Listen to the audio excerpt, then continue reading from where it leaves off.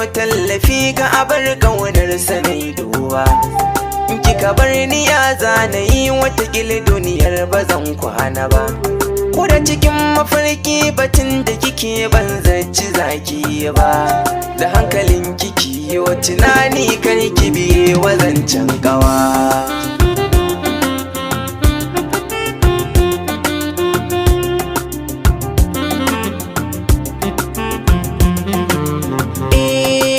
San zaki guje ni gwara ki bar ni na je na nemo wata.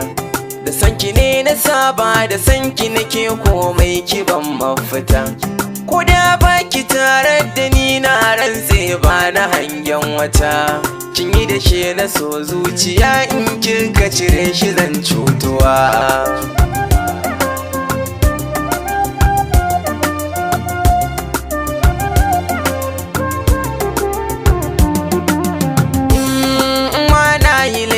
Ki zo ki faɗa mini ni da ke tun wuri.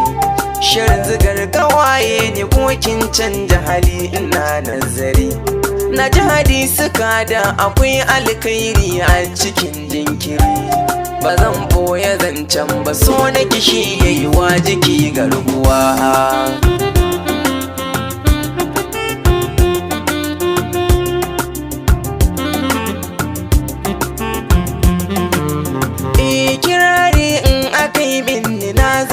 Ki jiki yakan daurawa.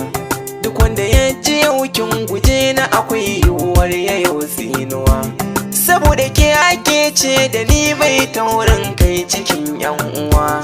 Ki juyo ki kalle na kan kunci na kin ga saukar ruwa.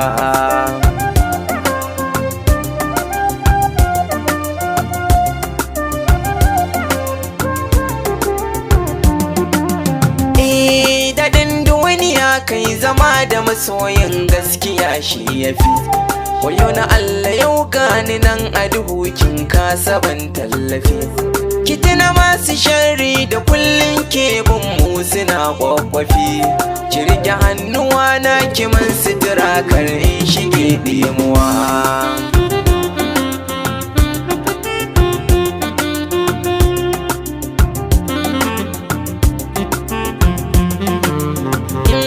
Na ɓata lokuta da akai na kina haɗiye dukannin fushi. Abinda duk kike so nake so dan ƙaunar mutum armashi.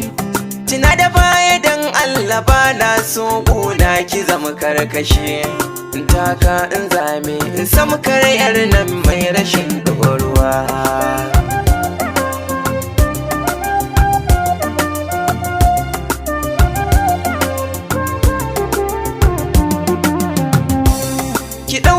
Kamar kotunan zuwa adalci nake nema.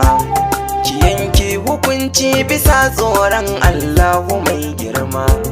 Adalci kika yi min ko akasin haka kin sani ke ma. Ban cutar da ke ba a dankan Ƙur'ani na yoran zuwa.